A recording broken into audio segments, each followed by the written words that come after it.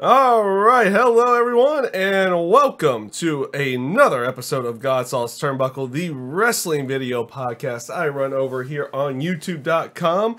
And, of course, the only place where I'm actually running this at the moment, I'm not currently running this on any other type of websites or anything on that side. No audio variation quite yet. We're working on things like that. And honestly, I've just been kind of working on a couple of new sides of everything. I've been playing. You don't see it on the screen right now, but you might see my hand playing around with a little bit of something. I've got myself a new mixer, so I'm kind of still testing the waters with everything on my end. So bear with me. I don't know how the audio is actually going to be this time around. What's up, Batman? I see you with a period there. I'm hoping you're getting sound. Like I said, this is a new test. This is a new test with this week's episode. New mixer, new everything, where I'm hoping everything's good on your guys' end. So as for last week, we did not do a full episode of GodSaw's Turnbuckle. I did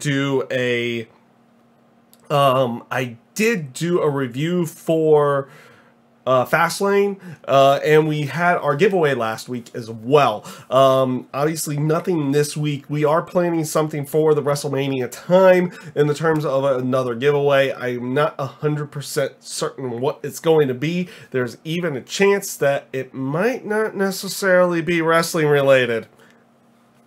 Just keep your eyes out for something that I'm going to be doing here very soon in the terms of a giveaway for you guys. So, this week in wrestling was an interesting one. A very interesting one. Let's go ahead and just go around a couple of pieces of wrestling news here.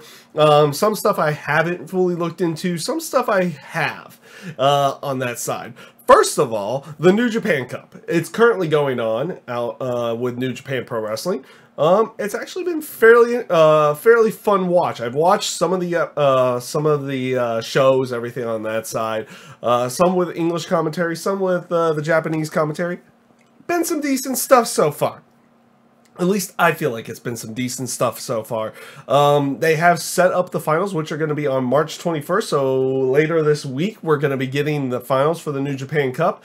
And it is going to be Tanahashi going up against Zack Sabre Jr., who just won his semifinal match earlier this morning.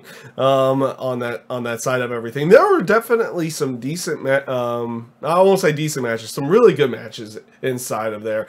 The Tatsuhito, I'm just gonna say Naito. I cannot say his first name right now. Naito and Zack Sabre Jr.'s match in the first round was really good. I didn't really get to see a lot of the matches. I kind of watched them sporadically while I had a chance. But Naito and Zack Sabre Jr. was really good. Tanahashi and Juice Robinson was really good as well. And I did like the... sorry, stumbling over my words there. But I did like some of the other matches that were going on in there. They are definitely worthwhile checking out. You should, if you can find them on YouTube, or if you have the New Japan World, by all means, you should be checking it out. So, actually, before we get into the real meat of the wrestling news, there was another piece of news that went out there.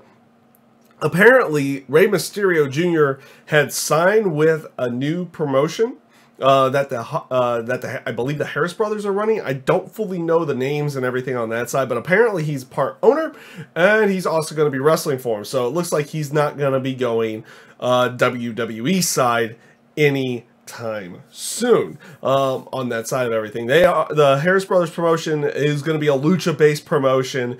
The name of it, I don't know of it off the top of my head. I'll look more into that over the coming weeks. But it looks like Rey Mysterio is going to be part of that, and they are trying to do a crowdfunding type thing to go along with it, and they are looking to get themselves into the U.S. market for television as well. So it should be an interesting one to see. Should be interesting enough to see with everything on that side. So let's. So I won't talk about this with the Raw recap or the SmackDown recap, though they did show this video both on Raw and SmackDown, and then, you know, had to do a little bit of backtracking. So WWE decided to cause themselves a little bit of controversy this week, heading into WrestleMania even. Well, no real first of all, we'll just go into it. On Monday night, they announced a Battle Royal for the women at WrestleMania. Kind of like the Andre the Giant Memorial Battle Royal for the men's side, they were going to do a Memorial Battle Royal on the women's side. Now, the controversy comes off of the name they decided to choose. And, you know, knowing a little bit, I didn't know all of the shady history with this name.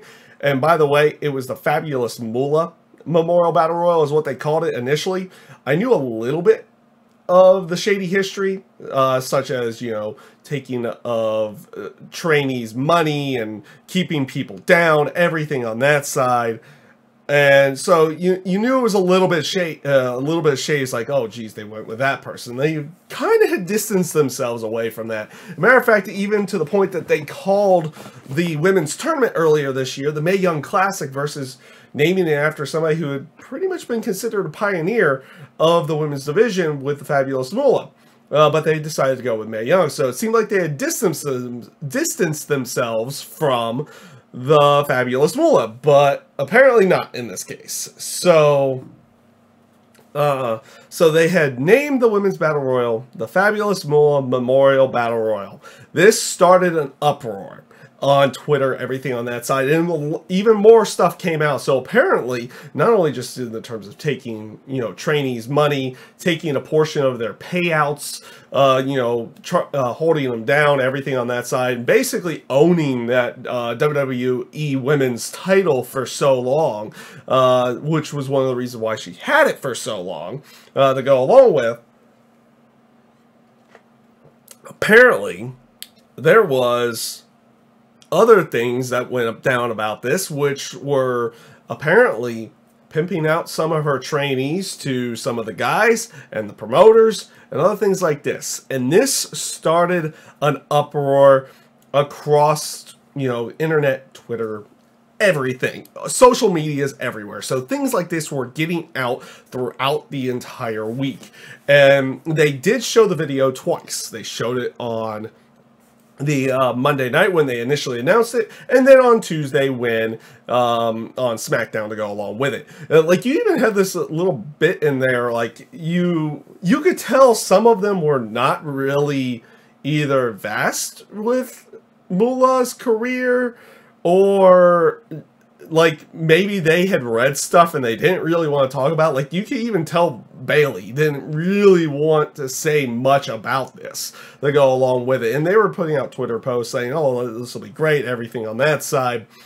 So with the uproar that was going on, based off of the history and everything that we had, the other stuff that we had said, like I said, I knew some of the history, I didn't know all of it. And some of that stuff is very disturbing on that side, especially with the potential of, you know, her potentially pimping out some of her trainees to the guys and promoters and things like that. Also going with this aspect, to go along with the aspect of her taking portions of their paydays, money, and, you know, and also some, in the aspect that she had a living complex as well to go along with everything that, you know, where they had to live while they were training, and she made them pay full rent, and they had electricity and everything on that side, where, you know, she didn't really like give them a, like, she put them in a bad light to go along with anything. Now, normally, when an uproar like this starts, with the exception of a couple of times, nothing really gets done about it. Nothing really ever gets done about it. This time around, it ended up getting changed midweek. It really did. It ended up getting changed midweek. Stephanie McMahon went out there and said, okay, they kind of acknowledged that it's like, okay, this was our mistake, and we're changing the name. It's only going to be the WrestleMania Women's Battle Royal for right now. You know, not trying to take away from any of the historic aspect of it. It looks like they're going to come up with another name for it next year on that side of everything, because, you know, they had a trophy already made, and they who knows how long that takes. Maybe they do come up with a name. They have a name made up for a new name for it outside of just the WrestleMania Women's Battle Royal by WrestleMania, but I would assume that if they're going to do this on a yearly basis, like with the Andre the Giant Memorial Battle Royal, they're going to have a new name next year on that side. Now, why did it get changed? Because there are so many times wrestling fans have an uproar and nothing happens. They got smart. Wrestling fans got smart this time, and that's what ended up happening this week. So not only were wrestling fans in an uproar over the name of the Battle Royal, they decided, instead of just, you know, crying out for a change of the name, they decided to take it to the sponsors. This was a mixture of sponsor pressure and the fans, because the fans went to the sponsor went to them. They went, apparently, many of the fans started a petition to send to the sponsor of WrestleMania, Snickers, and Snickers was not happy with WWE, which did prompt this name change. First of all, good job. Good job. I'm glad for the name change as well. I was not, especially with hearing some of the stuff beforehand, I was not too thrilled with the name of the Fabulous Moolah Memorial Battle Royal. But even hearing more of the stuff that had come out, oh boy, they really shouldn't be honoring that person in any way, shape, or form. So we've had, you know, discussion, like there's been discussion throughout the entire week, everything on that side. For one, I'm glad for the name change. I'm hoping they give something next year with a proper name change for the Women's Battle Royal, whether it be based off of, I mean, they have many other names that they could go off of. If they want to have it in somebody, if they want to have it for someone who had passed on, I mean, you could always name it after China. The Sensational Sherry. Let's see here. Luna Vachon.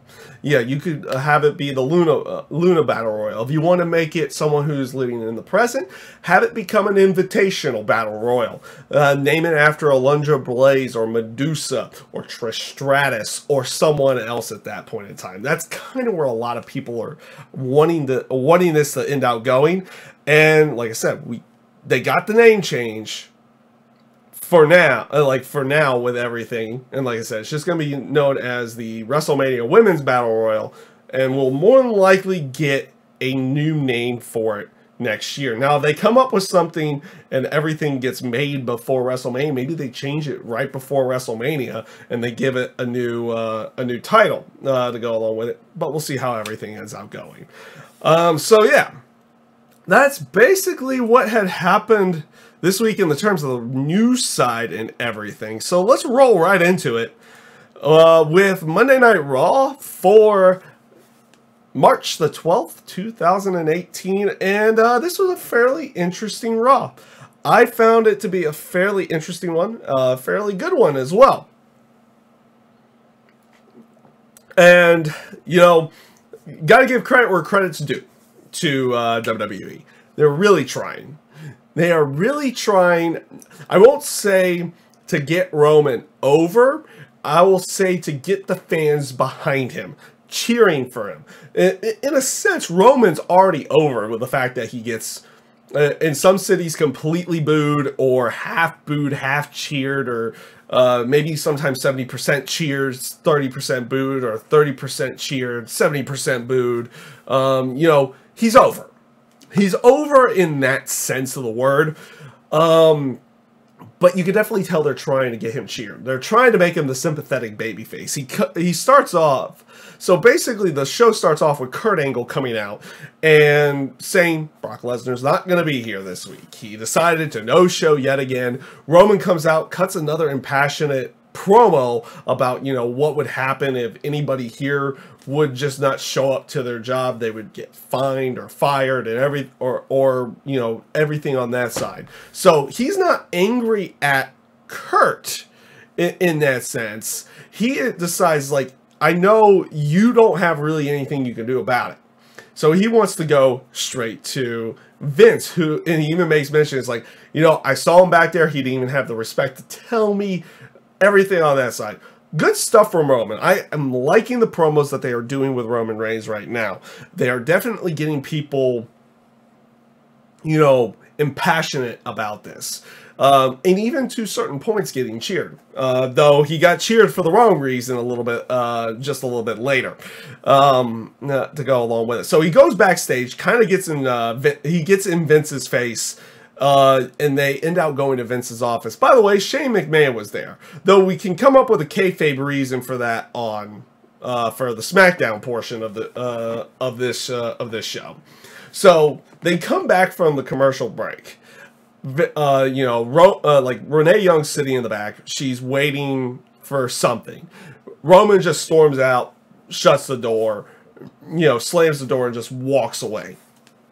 Vince comes out. You know, they played off this whole aspect that Roman called Brock Vince's boy, which we kind of know it's the opposite way around. Roman's, you know, we'll play off the kayfabe on this one.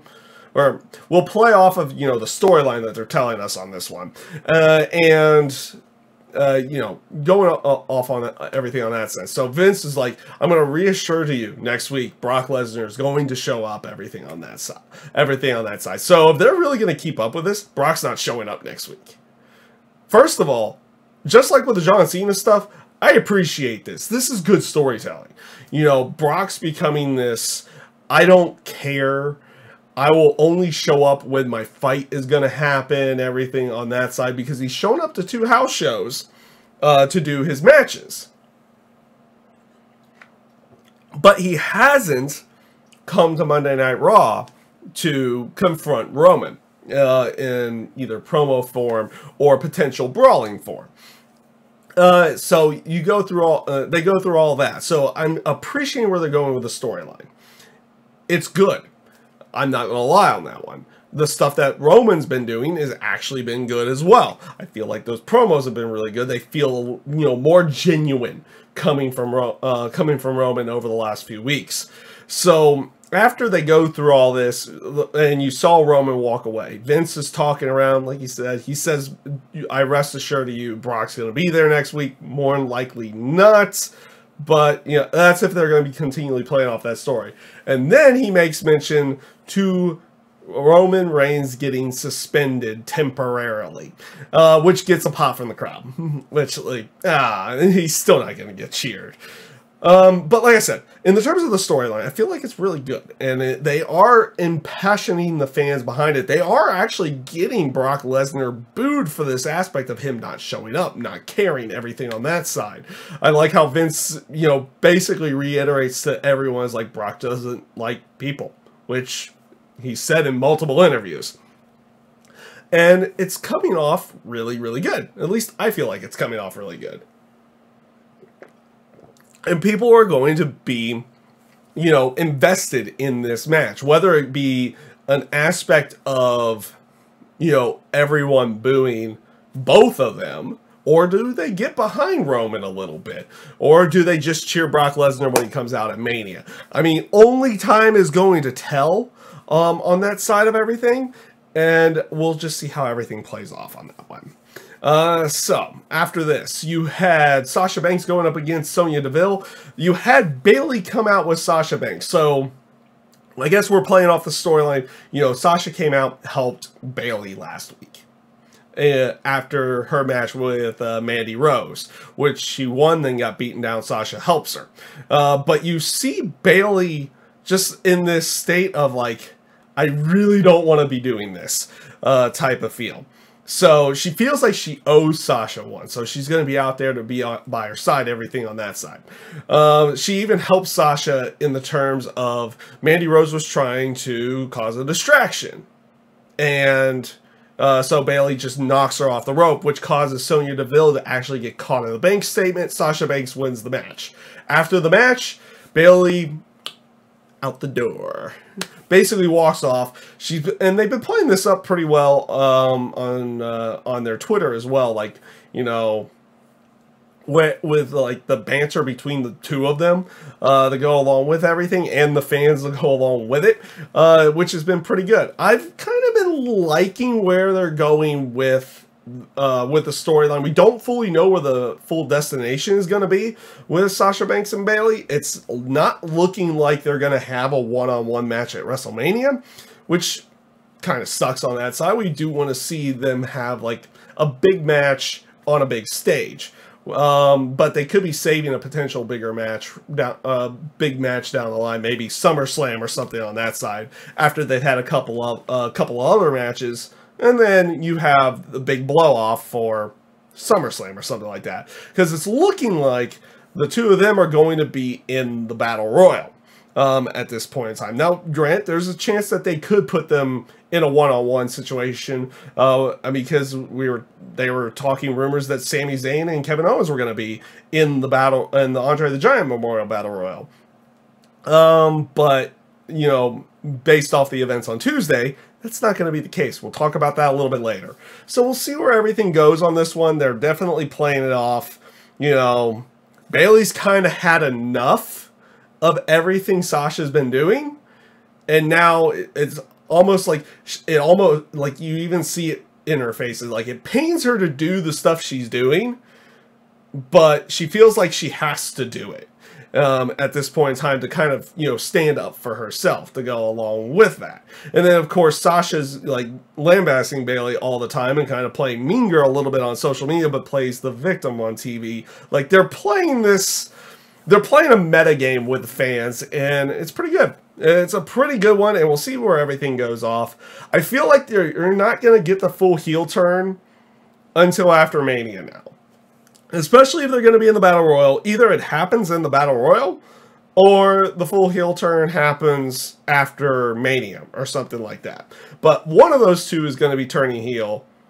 It's just when now, at this point in time. Both of them have basically done heel tactics to each other. You know, Sasha would, you know, attack Bayley from behind in the Royal Rumble match, threw her out from behind at the Royal Rumble match after, you know, her back was turned. You know, they play off of that, you know, good friends, and then of course one's gonna just wait for the other one to turn their back and chuck them out of the ring, making it look like in the Elimination Chamber that she was gonna help Bayley up so they could take out Alexa Bliss, and then she just kicks her off the pod. Bayley has done kind of heelish stuff too, with, you know, not wanting to tag in Sasha during the 6-woman tag. With this week, she, after helping Sasha win the match, she leaves and then lets Sasha get beaten down by Absolution afterwards. So both of them have kind of done their own heelish thing. And now we're just waiting for the one, which one's going to do the actual full heel turn to go along with it. So we'll see how that one ends up playing out, but they've been doing pretty good with that one. And now this is going to lead to the Miz TV segment, and this is a good segment. So you had this whole aspect, and I loved how they played this off.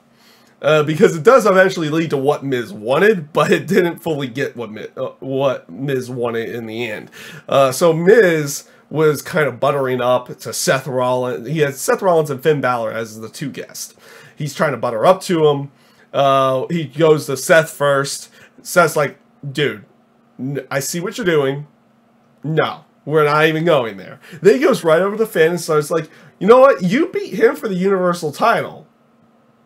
And maybe me and you should be kind of, you know, it should be me and you versus me and Seth. He said this should be me and Seth versus, you know, the three of us. And then he goes over to Finn and is like, oh, it should be me and you.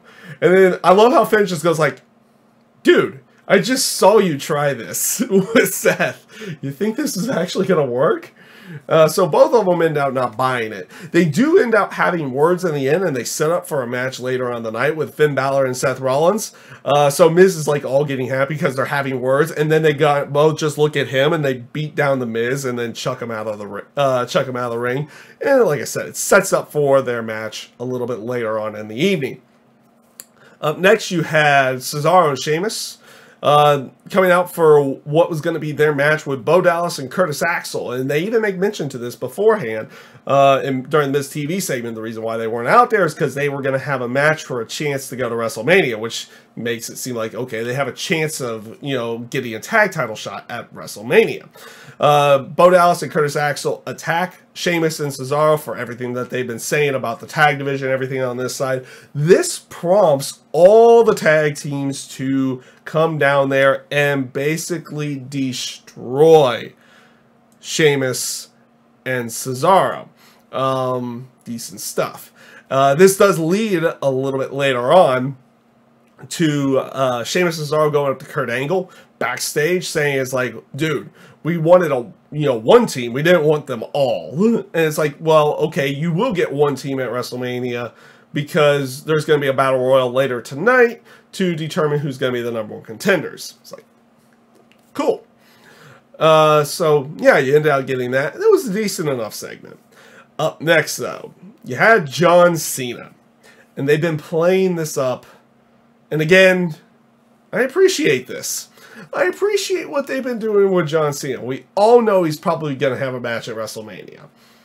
And the way that they've been telling the story is like he's been kind of down in the dumps about not getting there with the WWE title and not getting there with the Rumble and the Elimination Chamber and everything on that. And apparently the WrestleMania match with The Undertaker was impossible.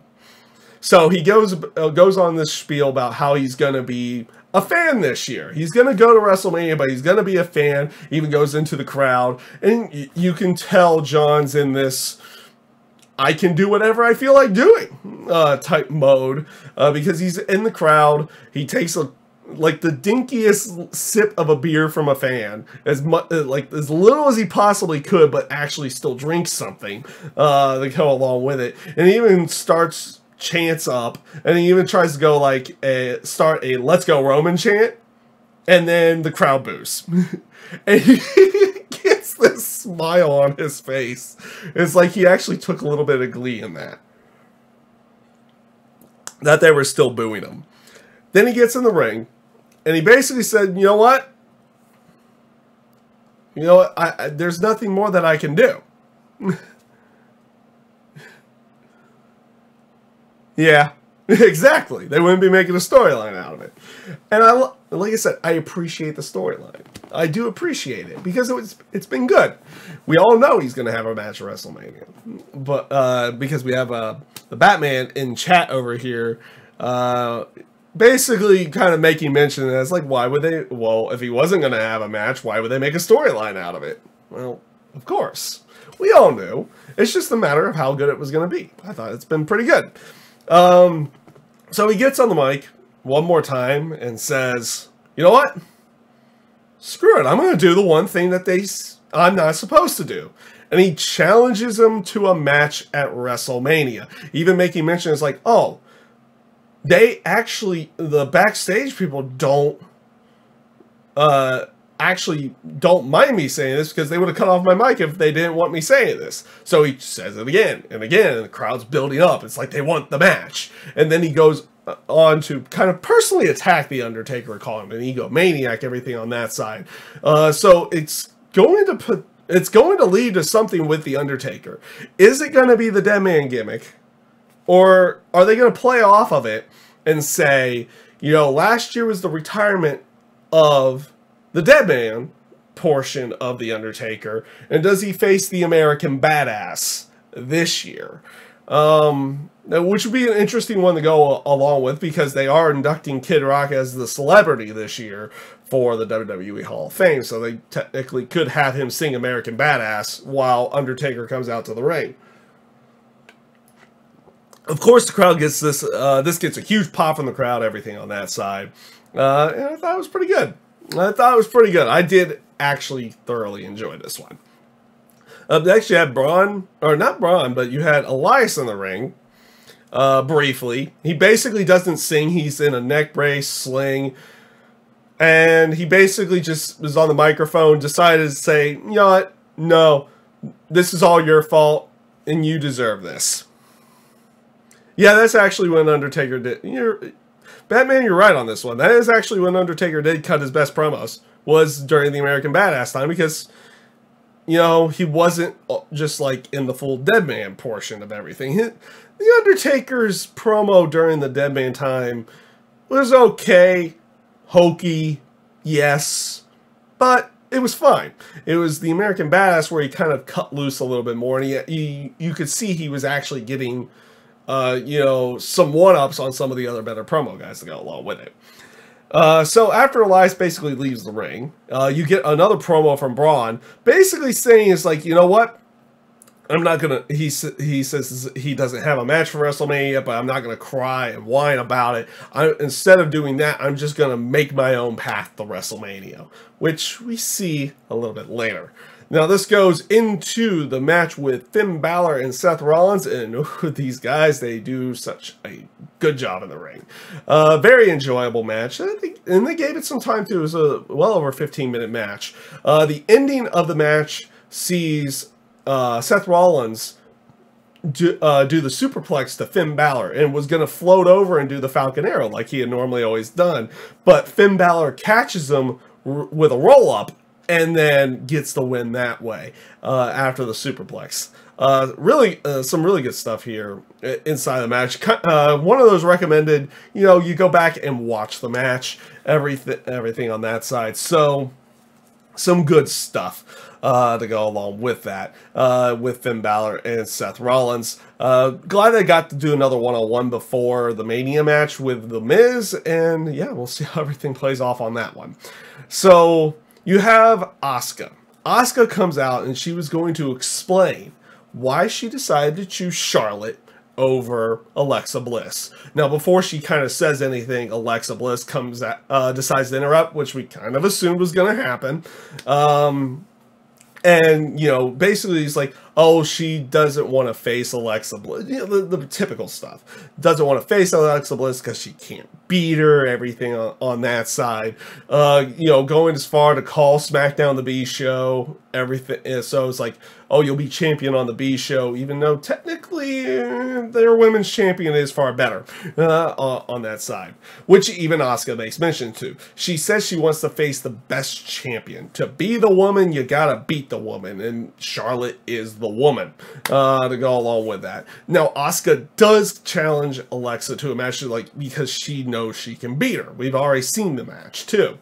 And then Alexa's like, no, we're not going to have a match. You'll have a match with this woman. And it looks like they were calling for Nia. But Nia doesn't come out. So they kind of go, like, her and Mickie kind of talk, and then Mickie James decides to attack Asuka, which eventually sets up for a match with Mickie James and Asuka. Again, another really good match. This was a fairly enjoyable one. And this was a good job of teasing that maybe Mickie James is going to be the person that beats Asuka's streak. They do tease that a little bit in this match. Mickie James getting close in a couple of situations, even doing a sunset flip powerbomb to Asuka in the match to get a near fall. And like I said, good teasing, good facial reactions from Mickie getting really close. But eventually, she gets caught in an armbar, and then like also Asuka like hooks the leg to go along with it, so she can't get her foot on the ropes, everything on that side, and Mickie James ends out tapping out. Again, really good match. So this leads to the backstage segment, and this is going to be an interesting one based off of the places that they went this night. Will be interesting to see how they play off of everything, and how the storyline goes is basically going to be how I end up feeling about this one down the line. So you have Nia Jax backstage with Alexa. They're doing the kind of thing where, you know, Alexa kind of lambasted her a little bit for the fact that she wasn't out there, but apparently Nia says Kurt said she has a match, so didn't want her out there at that time. So she had to get ready.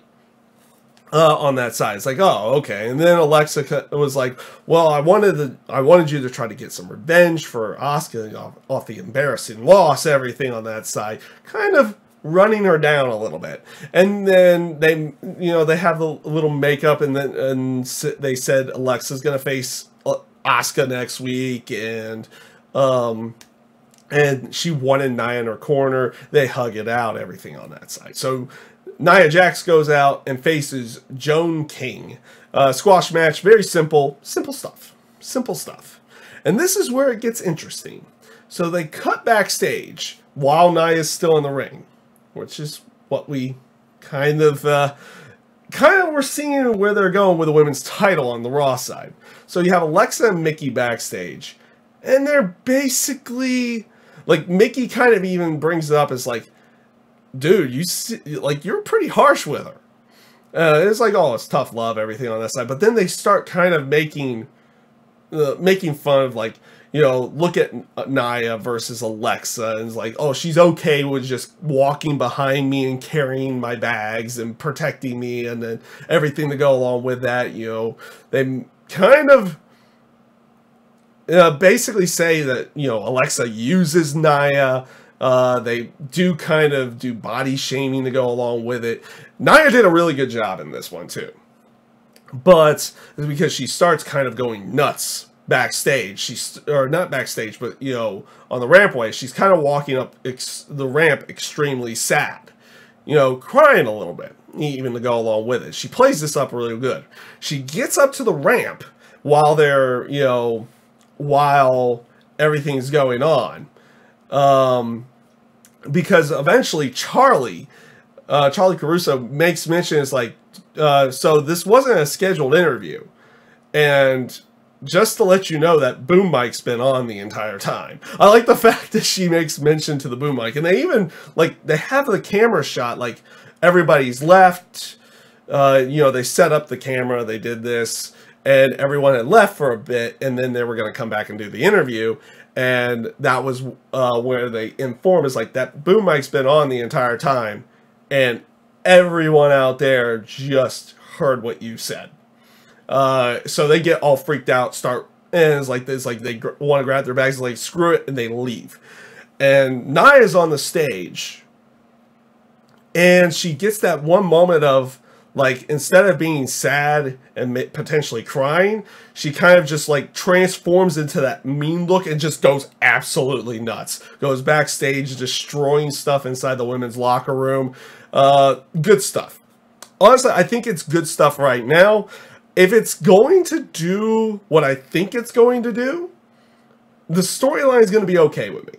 Because it's always, especially when they start doing things like potential body shaming, everything on that side, it can be a little bit touchy with going that bullying type route.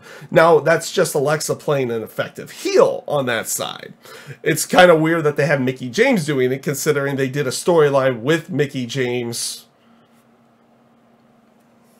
How many years ago was that? Almost 9 years ago. They did a very similar storyline with Layla and Michelle McCool against Mickie James, where they did that as well. So this is where it kind of goes about it. If this is an aspect of, getting people behind Nia, getting people to cheer Nia, and her, eventually getting the women's title out of this one, then it's fine. It's fine on that side, because it's one of those things of, the fans are accepting of Nia versus, and that's the story. It's like getting the fans to accept her on that side. It's like, it doesn't matter who she is to go along with it, while you have Alexa being the bully, heel, everything on that side. It's an aspect of where does the story go on that side of everything. And that's where this is gonna kind of go. At least that's, like, we'll see how this storyline ends up playing out, and then we'll see how we feel, more about how I feel about it. Because, like I said, once they get to this whole, like, what they've been doing in this, it's a little touchy. And do they go too far with it? Do they not go too far with it? They haven't yet, because Nia's been playing the role pretty good. Alexa's been playing the role pretty good. But it's only been one full week on what they've been doing with this. And we'll see where they go with it. This is clearly leading to them having a match at WrestleMania, though. So, up next, we do get a preview of the Ultimate Deletion. And after some of the stuff that I've seen this week, I'm a little bit more happy about it. So, you had basically a preview of the Ultimate Deletion. You see the Hardy compound. Woken Matt Hardy introduces his family. You know, Queen Rebecca, King Maxwell. Yes, King Maxwell is back. And now their newest child, Lord Wolfgang. That's a good name. That is a really good name. Actually, a lot of people have been making mention that that is a really good name for a person. And of course, Senor Benjamin is back. And Vanguard 1 is back. The drone is back. And we do see a little bit of a teaser of Skarsgård, the dilapidated boat. So yes, it seems like they're bringing everything back. And we've seen a few more videos throughout the week as well. You know, basically Woken Matt kind of going through everything that everyone had kind of seen before, and you could kind of get that feel of what they had done in Impact Wrestling with the Broken Matt stuff, with what they were doing here. They've already filmed it. I'm assuming it's being edited down for everything this week, and they're going to have the Ultimate Deletion next week. You do get Bray basically saying he accepts the Ultimate Deletion challenge. He's gonna meet him there. Over the week, we've seen more stuff from Matt Hardy. He was talking to the giraffe that he calls for him has the soul of George Washington. They're bringing back the magic stuff that they were going with before.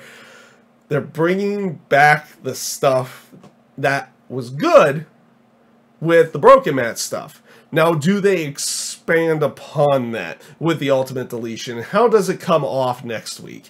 I'm a little bit more optimistic about it after seeing some of the videos I've seen this week. And we'll see where they go with it. You know, they have the Lake of Reincarnation. They're not changing the names of any of this stuff. And it'll be interesting to see what they do with Woken Matt and Bray Wyatt. We'll leave it at this. WWE has made their attempt at doing something like this before, known as the House of Horrors match with Bray Wyatt and Randy Orton. The biggest problem that I felt with that match, because it wasn't bad by any stretch, at least to me it wasn't that bad. Some other people didn't accept it all that much. The biggest problem I had with the match, the House of Horrors, was that they took themselves a little too seriously with everything. They needed to make it a little bit more hokey, a little bit more B-movie-esque. And that's what they had done with, like, the Final Deletion and Delete or Decay, The Great War, Total Nonstop Deletion. That was them being subtly little bits of seriousness, but also cheesy. They realize they're cheesy. They realize they're hokey. I think someone had made mention to it. Is like, think of everything bad about professional wrestling, like with stuff like that, and everything that's bad with things like that, but done good.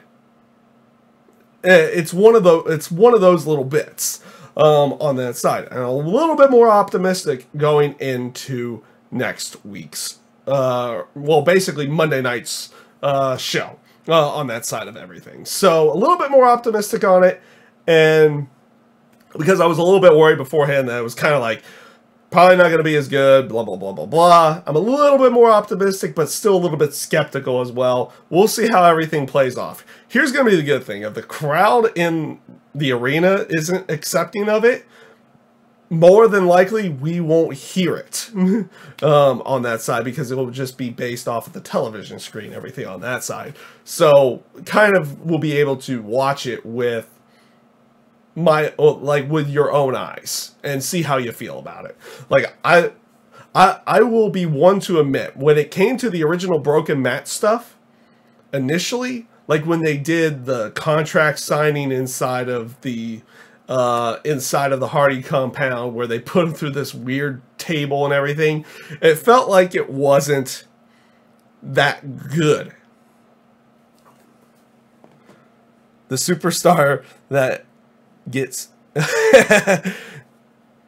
fair enough. Yeah. The superstar, well, okay, that's fair enough. We're going back to the Alexa Nia stuff, and they've kind of done that in the past, but I don't feel like they're going to go that route this time. Okay, so we'll still see. But back to everything with the Ultimate Deletion. Like, before the final deletion, the first one, it felt like they were taking themselves too seriously. Like, it got to the point that I felt like they had a match at Slammiversary that was Full Metal Mayhem. It's like, okay, it's all done. And it's like, and I was like, okay, I feel that was a good match, good way of ending this, everything on that side, but it kept going. It kept going. I was like, come on, really? Still going? And then the final deletion happened. And you saw the little bits of seriousness in there, but you saw them just kind of like go over the top with everything. They would just go over the top with everything, to the point of like Vanguard 1 showing a hologram of Matt Hardy in there, and he goes like, "Brother Nero," and oh my god, it was great. It's like, okay, you get it. You won me over. And that's how everything continued on. They would do little bits of seriousness, but they would go over the top with everything. They need to go over the top with this one. Be a little bit hokey, be a little bit cheesy. It's completely fine. I mean, you're playing off the factor that Matt Hardy feels like he has magic inside of him. Play off of it. Allow it to happen, and it should be great. If they don't, then it might not be so good. A little bit skeptical, but a little bit more optimistic going into the Ultimate Deletion. We'll see how it plays off on Monday. So, this leads to the main event of the night, which was the Tag Team Battle Royal. And you know what? I'm getting to the point that I'm loving what they're doing with Braun. Here's your explanation for anything that Braun Strowman does now. Because Braun Strowman. So, they're getting ready to do the Tag Team Battle Royal. The bar's out there getting ready for commentary. Braun Strowman enters the Battle Royal, and immediately, like, he even walks down, it's like, the ref's trying to tell him, was like, "You're not in the match." And then Braun just like, "Ring the bell!" And then the bell rings. And he immediately eliminates Apollo Crews. Really good stuff. I did fully enjoy this one. I like how for periods of time the teams would team up to go after Braun, but then they would kind of fight each other off for a little bit. They even get rid of Braun at one point, but they don't eliminate him from the match. And eventually, more eliminations happen, and eventually Braun gets back in the ring, starts eliminating the last little bits of people. It comes down to him and Carl Anderson. Carl Anderson's just kind of like trying to chop him down, kick him, everything on that side. He eventually gets him down, goes for one last kick, and then gets caught. And then, just with this big primal scream, Braun goes like, "I'm going to WrestleMania!" And chucks him out of the ring. Like, just chucks him into everyone else. Great stuff. And like I said, your explanation for anything Braun Strowman does now is because, well, he is Braun Strowman. That's literally it. And it's been really good stuff. And it looks like he is getting a match for the tag team titles, which is going to be playing off interesting. Apparently, they're playing off that Kurt's going to make a decision on Monday whether Braun just faces the bar for the tag team titles at, just Braun, or does he have to get a tag team partner? I'm assuming they're going to say he has to get a tag team partner. There's plenty of people that they can go with for this one. I feel like based off of the feud, Elias is a good choice. Samoa Joe would be a fun one too if he gets to come back from injury. And the other one that kind of brings up everything, and it depends on how long they want this run to last. Why not have the storyline go full circle? Have him have James Ellsworth as his tag team partner. They win the tag team titles, and then eventually, you know, Ellsworth loses them or something like that to go along with everything. I don't know. We'll see where they go with everything. They could even play this off as like Braun's gonna be tag team champions because Braun. I mean, why not? Why not go with it? I thought this was some pretty good stuff. I did enjoy Monday Night Raw. So, let's roll into SmackDown Live for March the 13th, 2018. And you know what? SmackDown was good. SmackDown was a good show this week. They had been having some lackluster shows as of late, at least in the terms of what we have been seeing. But we got some good stuff this week. Not gonna lie. I did enjoy SmackDown this week. So they start off the show with AJ Styles. Basically, he cuts a promo about his road to WrestleMania, having to get to the point of facing Shinsuke Nakamura for the WWE title, talking about, you know, in the terms of them two meeting at WrestleMania, it was kind of a dream, and this dream is actually going to happen. And eventually, you know, Shinsuke Nakamura interrupts. He comes out and basically is like, you're right. I was like, I want my dream match, and my dream is to become champion at WrestleMania. So he basically is still going off the, I'm going to beat you at WrestleMania. This does prompt Rusev to come out, and AJ Styles and Rusev had a match, which I thought was a really good, was a pretty good match. On that side of everything, they had some good back and forth in there. Rusev looking pretty good as well. Rusev had a good match with Shinsuke at the pay-per-view. He has another good match here with AJ Styles as well. I mean, in all fairness, Rusev is good.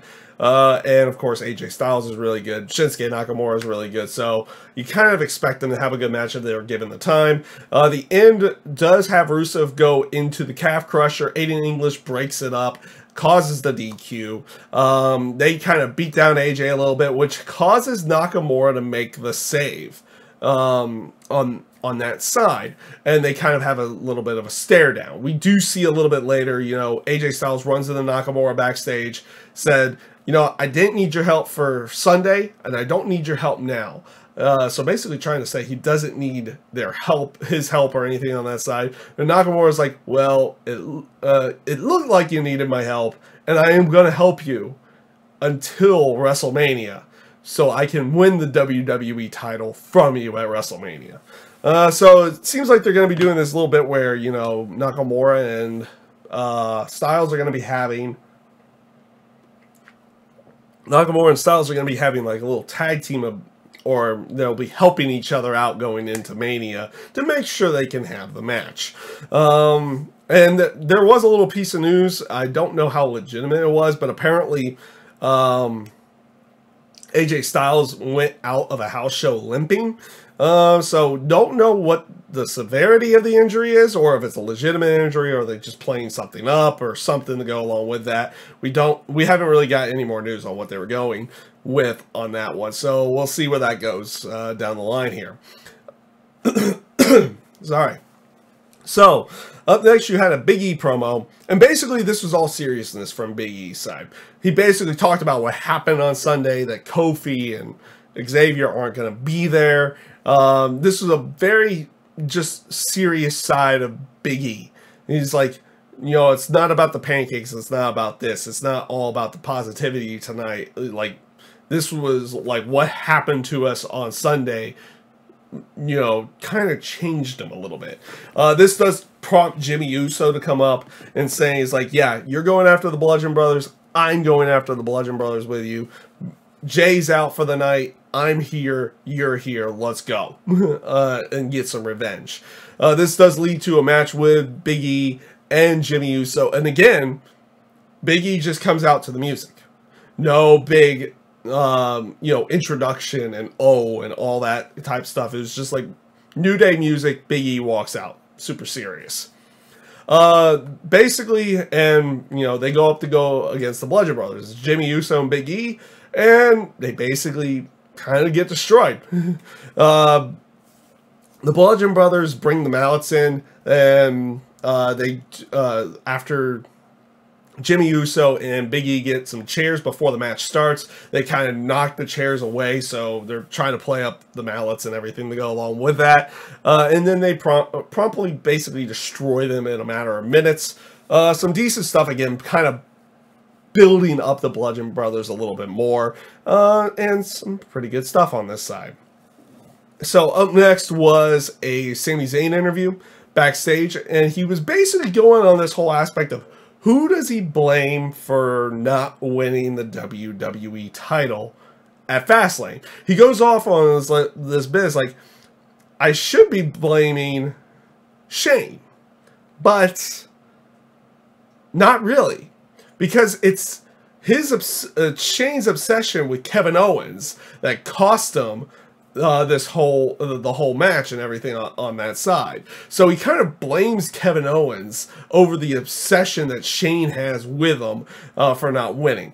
And we see a promo a little bit later on, like with Kevin Owens kind of being befounded on this whole aspect of his friend blaming him for the fact that he had lost at the pay-per-view versus even going down and saying, he's like, well, he wouldn't have won if Shane didn't pull the referee out while I had the pinfall to go along with that. And it's like you're seeing more tension, a little bit of tension building up between Sami Zayn and Kevin Owens, but we see a little bit of a different full side of it a little bit later on.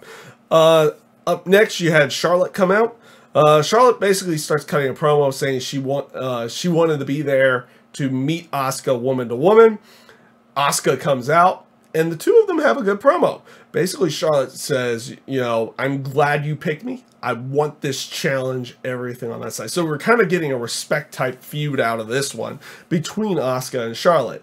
And you kind of get that conveying with Asuka as well. She's like, because Charlotte wanted the challenge of Asuka and beating her streak. And Asuka wants the challenge of beating Charlotte. They've never faced, everything on that side, so she sees it as a challenge, and Asuka's like, you're the queen, I'm the empress, I don't bow to you, and you're not ready for Asuka. And basically kind of a little bit back and forth in terms of the promo. And as they were having a stare down, an interesting bit happens. Good promo, by the way. I felt like it was a good promo. Decent, good way of setting up more for Asuka and for Charlotte down the line. But for some odd reason, while they were having a stare down, and before they go to commercial break, Randy Orton comes out. And it's like, okay, that's weird that they're not just cutting now and they have Orton coming out now. And they cut the commercial break as Orton's coming out. So that was an interesting one. So before Bobby Roode and Shinsuke, or not Shinsuke, but and Jinder Mahal had a match, basically Orton starts cutting a promo about, you know, winning the U.S. title and saying, you know, me winning the U.S. title puts me on a list that I actually care about versus the SmackDown Top 10 list, him being on the list of Grand Slam champions to go along with everything. Roode comes out basically saying he wants his rematch at Wrestlemania, and when he wins it back, it's going to be glorious, everything on that side. Decent enough promo, kind of setting up the fact that you're going to have that match. This does have Jinder Mahal come out. And decent match between them. I did actually like this match. It was a pretty good match between Mahal and Bobby Roode. The end does see Bobby Roode get distracted by Samil Singh, which causes him to get tripped up on the top rope, and then he gets hit with a Colossus. So Mahal wins the match, kind of solidifying again a little bit more that we are going to get a triple threat with Mahal, Roode, and Randy Orton at the pay-per-view. At least that's how I feel like it's going. After the match, Randy Orton kind of you know, gets his way into sneaks into the ring as Mahal's celebrating and hits Mahal with the RKO, and basically Randy's left standing tall at the end of the segment. Again, pretty decent stuff. I kind of like where they're going with it, and it does look like we're going to get a triple threat with all three of them. Not looking forward to that one as much as I am with The Miz, Finn Balor, and Seth Rollins, but I don't think it will be a bad match either. Up next, you had a match with Carmella and Naomi. Again, decent enough match. They're kind of reiterating a little bit more, and they're having Carmella build up a little bit more steam right now, and also kind of reminding everybody that she's missed Money in the Bank. It'll be interesting to see what they decide to do with that one now. They're getting to the point that, she's had the Money in the Bank contract for so long that it's actually coming up to the year point that she's had it. And if she cashes in on SmackDown right now, she's losing. And honestly, with where they're going on Raw, I don't really see her winning it on Raw either. But it'll be interesting to see how they play off of it. And how they decide to do it. But I feel like they're going to get that cash in here soon. And I feel like Carmella's going to end out failing her cash in. Much like Baron Corbin did before SummerSlam. I feel like Carmella might end out failing the cash in. She wins the match here with against Naomi, which I thought was a decent enough match. But I feel like down the line, I don't see Carmella really winning that title, especially if it's going to be on SmackDown, because they're not going to, because more than likely they're not ending Asuka's undefeated streak at WrestleMania, and they're not going to have Asuka lose the streak off of a cash-in. I mean, they could tease it definitely, but I don't think they'll have her lose it that way. I mean, I guess I could be wrong, but we'll see how they play off of everything and what they end up doing with Carmella now. Do they move her over to Raw, and does she take the Money in the Bank? Does she cash in against either Asuka or Charlotte and end up failing? We'll see where they go with it. We'll definitely see where they go with it, and it's actually leaving a little bit of intrigue for down the line here. So, you don't think? Huh. That's true. She is the first one. That is very true. She is the first one, Batman. But like I said, I don't feel like if they keep her on SmackDown, I just don't feel like they're gonna end Asuka's streak that way, and I don't think they're ending the streak with Charlotte as well. Like I said, we'll see where they play off of it. Maybe she does move over to Raw and then cash in and win. We'll see how it plays out. We'll see how it plays out down the line. So this does go into the main segment of the main event segment of the show, which was Shane McMahon coming out and basically saying they've been hyping up that he had a WrestleMania announcement, everything on that side. And he also, before making his a WrestleMania announcement, he basically had talked about, I've been doing actions that are unbecoming of a commissioner for the show, everything on that side, which he kind of can see. He's like, his actions have not been necessarily leadership type actions, going at having this vendetta against Zayn and Owens, everything on that side. So he says, effective immediately after the show, he was going to be taking a leave of absence, and it was going to be Daniel Bryan's coming back next week. He's going to be going solo, everything on that side. So he's taking a leave of absence.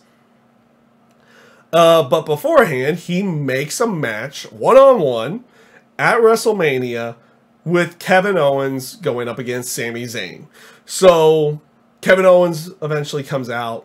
Sami Zayn interrupts as he's beginning to talk to go along with it. Both of them aren't necessarily happy, but they says, yeah, we appreciate the fact that you're giving us this opportunity to have a match at WrestleMania, but I think you'll appreciate this too. And they beat the crap out of Shane. So they beat him down. Shane gets a few licks in, but gets overwhelmed. They get to the point that they take Shane, they put him into a chair, and then they ram the chair against the post. And then they drag him backstage afterwards. The referees were attacked, everything on that side. So you kind of see where they're maybe going with this one down the line here. I mean, we'll see where they decide to go with it. This could be a thing where they're just trying to write off Shane. But they drag him backstage and they pick him up and then Kevin Owens power bombs him. I couldn't really tell what it was. It looked like just some staging equipment or something like that. And then Shane is just like giving out this wail to go along with it. It's like this, like being in pain, like type of wail after being powerbombed on this equipment, and they're pulling the pulling EMT the stretcher up and everything as they go off the air. Some pretty good stuff, and it'll be interesting to see where they're going along with this one. Is this the way that they're writing off Shane McMahon?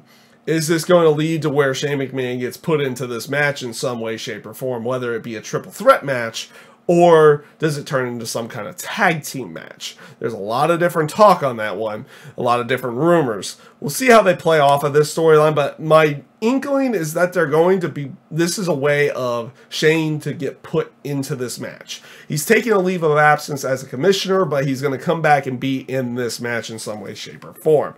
Or this could just be their way of writing off Shane McMahon, to kind of take him out and take him out of the picture, and then those two do have just a one-on-one match at WrestleMania. We'll see how they play off of it. What do they do? They have, obviously you have something for Daniel Bryan next week when he comes back. Like, how does he handle this situation? Everything on that side. So it'll be interesting to see where they decide to go with it.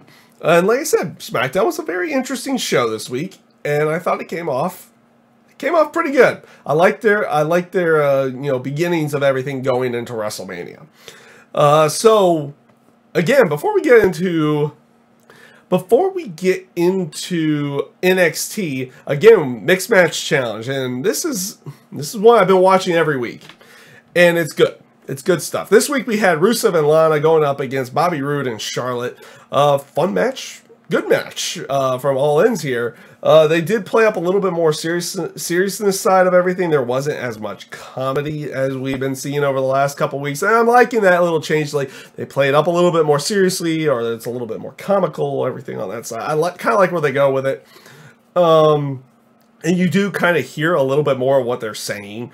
It seems like they mic them up differently or something like that going into this particular show. And they actually do play that off a little bit more. Like in one of the videos, you kind of get what they're saying throughout the week and everything on that side. But pretty good match. Charlotte and Bobby Roode go over, with Bobby Roode hitting the glorious DDT on Rusev after Rusev had basically cornered Charlotte in the ring, and she just like doesn't back down to him, starts chopping him a little bit. Rusev's kind of, no-selling the whole thing, and then he gets hit with the glorious DDT from behind. Decent stuff. Pretty good match. I did enjoy it. I thought it was a good one. So this rolls us into WWE NXT for March the 14th, 2018, and not a bad NXT. Not a bad NXT this week. They started off the show with a Dusty Rhodes Tag Team Classic, with Sanity going up against Riddick Moss and Tino Sabbatelli. This was a decent enough match. Sanity goes over with this whole story of, Sabbatelli and Moss not being able to really coexist. They're not on the same page. They can never get on the same page. And eventually cost them the match. You kind of get a stare down between Sabbatelli and Riddick Moss. Again, some pretty decent stuff. I don't know where they're really going with this, though. Are they really going to go on an aspect that these two just break up, everything on that side? Or is this going to lead to them kind of, becoming more or something on that side of everything? We'll see where they go with it at this point in time. But some decent match, and I thought it came off pretty good. So you had Tommaso Ciampa come out next. This has been good. I did not do an episode last week, but you had last week where Tommaso Ciampa was going to come out and do a promo. Crowds booing him, everything on that side. He gets very angry, doesn't say a word, leaves, and then rips up someone who had a Johnny Gargano sign to go along with it. So this week he comes out to do a promo, and everyone has Johnny Gargano signs. So and they're lambasting him with boos as he's about to talk, everything on that side. Kind of like what they had done with Roman Reigns. the night after WrestleMania 33, where he just couldn't get out any words, and then he gives the one-liner at the end and ends it. But like Ciampa's just not saying anything, and he just kind of walks off and walks off and walks off. So you definitely can tell they're playing up something here on that side. You kind of assumed they were going to, with the whole Johnny Gargano being leaving, and Tommaso Ciampa was the one who attacked him in the match, everything on that side. So they're going to definitely lead it into somewhere. It looks like they're going to lead it into some kind of match at the TakeOver show for New Orleans. It'll be interesting to see how this one plays off. And I do like where they're going with this one. Like, Tommaso Ciampa just looks like a guy you do not want to mess with in any way, shape, or form. And, of course, him playing off the factors of him being, you know, him not getting words out, and it's kind of affecting him. He doesn't say anything, and he doesn't like the fact that this whole Johnny Gargano with the fans just won't go away type thing. It's pretty good. I like where they're going with it. It looks like they're going with some kind of match. Maybe it'll be non-sanctioned or something like that. They'll come up with something for the TakeOver match with them, playing it off like, okay, Gargano comes in, he's gonna have the match, but it's to get his job back or something on that side. And then they'll go into the match at TakeOver. It should be a good one too. Up next, you had Lacey Evans going up against Dakota Kai. This was a really quick match. It was all of like 45 seconds. Lacey Evans kind of takes a little bit of control, but then gets caught with a quick roll-up from Dakota Kai, and she picks up the victory. This does prompt Shayna Baszler to come out afterwards, and she kind of stalks down Dakota Kai after what she had done to her with, you know, kind of injuring her arm, everything on that side. This prompts Ember Moon to come out and make the save. Basically, she picks up the microphone and says, because Shayna Baszler has been saying, you've been scared of me, you're not going to want to wrestle me again, you're not going to want to have another match with me. And she basically said, we are going to have another match, it's going to be a TakeOver New Orleans, and then they start brawling. And it gets to the point that, like, Baszler had taken control of the situation, and she had like a Kimura lock with Ember Moon on the top rope, and then out of nowhere Dakota Kai comes in and just decks Shayna Baszler with a boot to the face, and that allows Ember Moon to hit a one-armed version of the Eclipse. It looked really good, and yeah, they're kind of obviously, they're playing it off to going into another match at TakeOver because they made the match that night. And I thought that was some pretty good stuff. I thought it was really good. Up next, you had the Street Profits going up against Heavy Machinery in another Dusty Rhodes Tag Team Classic tournament match. Decent enough match. It was a quick match, but it was rather good. And you had a nice little bit with Otis and Montez Ford. Montez Ford took the black Solo Cup that he had. It was like, take a drink out of it, and then he hands it to Otis, and then it kind of powers up Otis, and he beats up. He does end up gaining the advantage over Montez Ford for a little bit. It did look like they had Heavy Machinery going over initially. They set up for the compactor, but when they went to go ahead and hit it, Montez Ford gets rid of I actually forget his name, the full name of it, Tucker Knight. He gets rid of Tucker Knight, and then he gets rid of Otis, and then D'Angelo Dawkins hits Tucker Knight with a DDT, and then Montez Ford gets massive height on a frog splash. Like really crazy height for a frog splash, and picks up the victory. So the Street Profits advance. Again, it was quick, but it was good. That's basically how I looked at it. Up next, you had Adam Cole going up against Pete Dunne. This was a good match. I liked how they played off in this the story in this match, where you could tell that, you know, Pete Dunne recognized the threat of Bobby Fish and Kyle O'Reilly on the outside. So, like, right off, he was kind of staring them down, kind of giving them a snarling look to try to prevent them from interfering in the match. So you had good back and forth. Eventually, when it looked like Pete Dunne was going to hit the bitter end on Adam Cole, Fish and O'Reilly get into the ring. They cause the disqualification. They kind of beat him down a little bit. This causes Roderick Strong to come out, and he was attempting to make the save. He starts getting beaten down a little bit, but eventually Pete Dunne gets back in, and they were able to clear the ring. And then after the match, or after they clear the ring, Roderick Strong wanted to shake his hand, and of course, what does Pete Dunne do? He don't shake hands with people. He's still a heel. And he just goes up, taps him on the shoulder, kind of smiles, and then walks off. Pretty good stuff. I liked what they did there. I like the aspect that you don't have Pete Dunne kind of... He shows respect in his own way. He doesn't shake someone's hand. He does it in his own little way to go along with it. And I liked how they played off of that. In the end with this one, and we'll see if they do anything else on that side of it. Anything. They even make mention on commentary that maybe Roderick Strong wants another shot at the UK title to go along with it. So we will see how everything goes out on that side.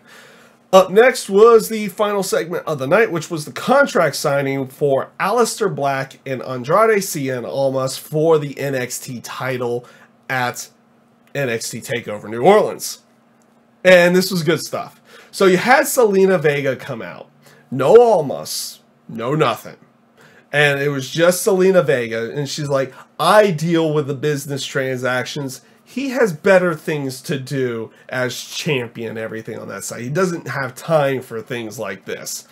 And everything on that one. And you just have Aleister Black just kind of walking around while Zelina Vega's cutting the promo. And, like, even going to the point of, like, where is he?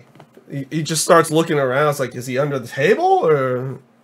And then he lifts up the table, and it's like... And then, after Zelina Vega had basically signed for Andrade, and then he gets down, and basically he starts making short jokes.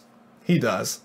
Playing off of, you know, Vega not necessarily being the tallest or anything on that side of everything. And Aleister Black basically is like, okay, now that I'm on your level, and he basically, like, he starts lambasting Andrade and Zelina Vega, eventually causing Zelina Vega to slap the crap out of Aleister Black. And that's where he kind of like, okay, the fun and jokes are over with. He gets serious, just signs the contract and goes to leave.